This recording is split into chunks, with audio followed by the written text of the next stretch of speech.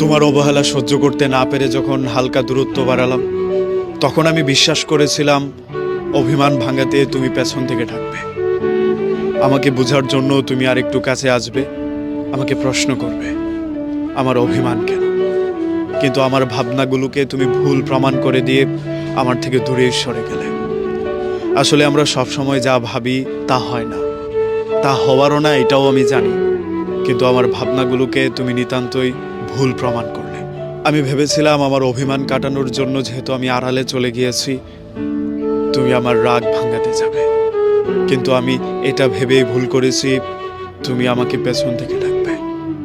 আসলে সবাই সেই কপাল নিয়ে জন্মায় না যে তার রাগ ভাঙানোর জন্য কেউ একজন পেছন থেকে ডাকবে, তাকে ভরসা দেওয়ার জন্য কাঁধে কেউ হাত রাখবে, তার নিঃসঙ্গ রাতকে কেউ সঙ্গ দেবে, তার বিরহগুলোকে কেউ ভাগাভাগি করে যন্ত্রণা কমিয়ে দেবে।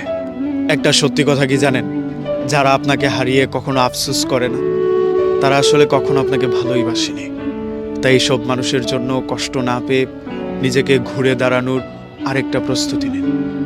তবে এটাও সত্য, সব কষ্ট কষ্ট না, সব দুঃখ দুঃখ না। কিছু কিছু দুঃখ মানুষকে শেষ করে দিলেও কিছু কিছু যন্ত্রণা মানুষকে নতুনভাবে ঘুরে দাঁড়াতে সুযোগ করে দেয়। এই সুযোগটা আমাদের কাজে লাগাতে হবে।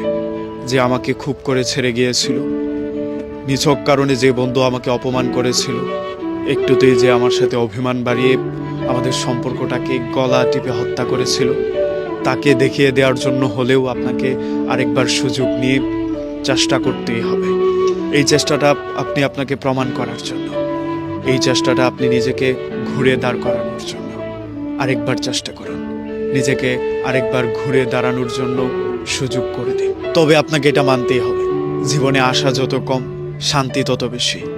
অতিরিক্ত আশা করা মানুষের জীবনে বিপত্তির সীমা থাকে না। তবে এটা ভাবলেও কষ্ট লাগবে আপনার, যে মানুষটার কাছে জীবনের সব ধরনের গল্প করা যায়, সুখের দুঃখের, ভালো থাকা মন্দ থাকা সব কিছু, সেই মানুষটার কাছ থেকে পাওয়া কষ্টের গল্প সেই মানুষটাকে বলাই যায় না। তবে যাই করেন না কেন, জীবনে যা কিছু আপনি জমিয়েছেন, যত গল্প জমিয়েছেন, যত প্রেম জমিয়েছেন, এসব কিছু ভাগ করলে আপনি দুইটা জিনিস পাবেন। মানুষের কাছ থেকে পাওয়া জ্ঞান, আরেকটা হচ্ছে প্রেম। যারা আপনার জীবনে ছিল, ভালো মানুষ মন্দ মানুষ, তাদের মধ্যে দুইটা ভাগ করে নেন। এক ধরনের মানুষ আপনাকে ভালো কিছু দিয়ে যাবে, শিক্ষা দিয়ে যাবে, জ্ঞান দেওয়া যাবে। আরেক ধরনের মানুষ যন্ত্রণা দিয়ে গেলেও তারা আপনাকে অগ্রিম কিছু এড়ান দিয়ে যাবে। এগুলো আপনার জীবনের মোটিভেশন কিংবা প্রেম হিসেবে নিতে পারেন। এগুলোকে ভালোবাসেন বলেই আপনি সামনে এগিয়ে যাওয়ার অনুপ্রেরণা পান। এগুলোকে সঙ্গে নিয়েই আপনাকে বাঁচতে হবে। আজকে সব কিছু ভালো হবে তেমন কোনো কথা নেই, কালকে আবার কিচ্ছু হবে না এটা ভেবেও ভুল করবেন না। আজকে হচ্ছে না মানে কালকে কিছু হওয়ার প্রবল সম্ভাবনা আছে। তাই হেরে না গিয়ে, পিছিয়ে না গিয়ে লেগে থাকাটাই হবে বুদ্ধিমানের কাজ। তাই আসুন আমরা আরেকটু বুদ্ধিমান হয়ে সামনের জন্য, আগামীর জন্য লেগে থাকি।